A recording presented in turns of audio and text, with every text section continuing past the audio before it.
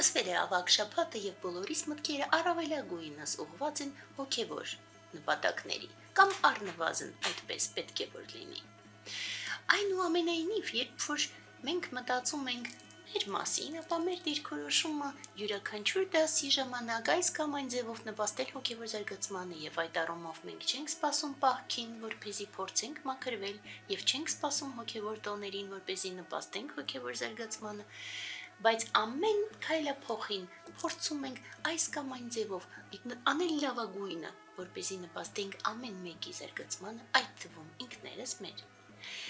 Այնուամենայնիվ, քրիստոնյա Հայաստանի համար կա հիմնարար երկու տոն, մեկը դա Սուրբ Ծնունդն է, զուգակցված Նոր տարվա հետ, եւ երկրորդը դա հենց Սուրբ Հարության տոնն է,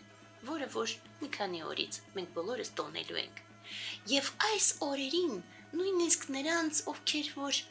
այնքան էլ շատ չեն խորհում հոգևոր տարրերի մասին իրենց կյանքի, նույնիսկ նրանք այս կամ այն ձևով զգում են փոփոխությունը,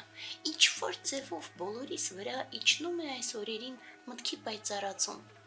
ինչ որ ձևով մարդիկ դադարում են այդ առնետների վազք, ինչ որ ձևով դուրս են գալիս այդ փակ շրջանից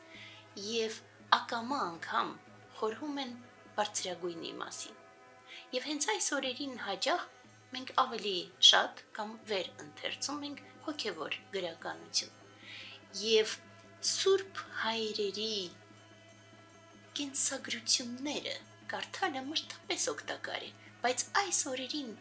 այդ արտահայտությունները հոգևոր հայրերի հնչում են մեզ համար որպես հիմնարար դաս, նպաստելով, որ լույսը երբեք չմարի։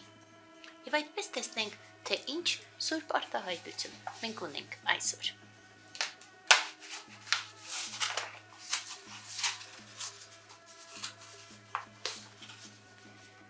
Հում աղյուսը դրված հիմքում գետափին չի դիմանա եւ մեկ ժամ, իսկ հրով թրծվածը կմնա քարի պես։ Հայր Որսեսիոս։ Վարք Սրբոց Հարանց, Սուրբ հայրերի վարքն ու կենցաղավարությունը նկարագրող ժողովածու։ Ստեղծվել է դեռ 4-րդ դարի կեսերին նախ եգիպտական անապատականների շրջանում, իսկ հետագայում ընդարձակվել ու անվանվել է Պատերիկոն, Իբանից Հարանց, որում շարադրված է քրիստոնեական անապատական հայրերի իմաստությունը։ Թարգմանված է բազում լեզուներով, այդ թվում հայերենով։ Մեջբերվում են խոնարհության մասին գլխից հայր Որսիսիոսի խոսքերը։ Սա Սուրբ հիանալի արտահայտություն է, եւ մեկնաբանել այս արտահայտությունը իրականում դժվար չէ, որովհետեւ բոլորիս համար այս կամ այն ձևով պարզ է, թե ինչի մասին է խոսքը։ Այնուամենայնիվ մենք պիտի ընկալենք, մենք բոլորս ենք, բոլոր մարդիկ, բոլոր շնչողեակները, ինչ որ ձևով հում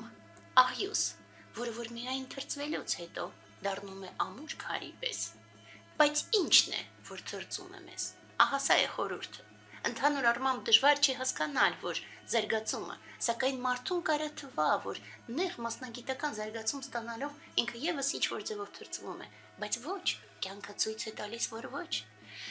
Մարդ դառնում է միգուցե մասնագետ, բայց դա չի նշանակում, որ զարգանում են իր մարդկային որակները եւ ամենևին չի նշանակում, որ զարգանում է մարդկային մեջի աստվածայինը։ Եվ ըստ այդմ, այս արտահայտությունը, ինչպես եւ բոլոր սուրբ արտահայտությունները, բազում մակարդակներ եւ բազում երանգներ ունի։ Եվ եթե մենք գոնե 3-ով դիտարկենք, ապա բարձրագույնը, ինչ որ թրծում է մեզ դարձնելով մեզ ամուր քար, դա հավատն է։ Հավատը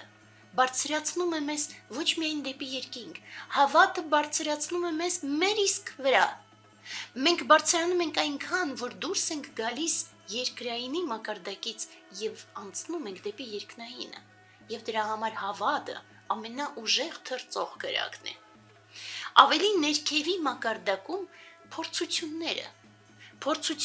որ մենք անցնում ենք դժվարությամբ, երբեմն մի քիչ ավելի հեշտ, երբեմն հավատով զինված մենք ընկալում ենք այդ փորձությունները որպես հերթական դասեր, այնուամենայնիվ իրենք մնում են փորձություն, եւ հաղթահարելով փորձությունները մենք ընկալում ենք չարն ու բարին, մենք կարողանում ենք դրանց շնորհիվ ընտրել բարին եւ հրաժարվել չարից, եւ հենց դրանով թրծվում ենք իրականում։ Եվ ամենաներքևի մակարդակում մենք իհարկե թրծվում ենք դաստիարակությամբ, օրենքներով, արգելքներով, բայց նաև ընկալելով, թե ինչ է թույլատրված եւ բարին, այն, որը նորից զարգացնում է մեզ ամեն քայլափոխին, տանելով աստիճանաբար դեպի երկնային։ Այնուամենայնիվ շատ հաճախ մարդուն կարող է թվալ, կամ գոնե շատերին, որ նրանք չեն ուզում միգուցե լինել հիմքը, լինել այն քարը, որը որ կմնա է հենքում։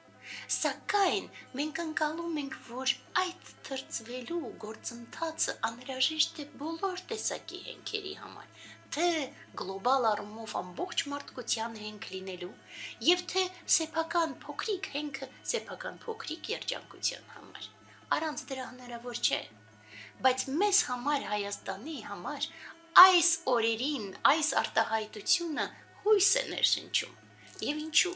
Մենք նման ենք մեր հին եկեղեցիներին, մեր հին հնագույն դեռ Կիկլոպյան ամրոցներին, այդ ամբողջին, որը որ քարերը, միգուցե ծայրերը փշրված են, բայց քարերը մնում են ամուր, միգուցե շաղախը արդեն մաշված է եւ թափված, բայց քարերն արկա են։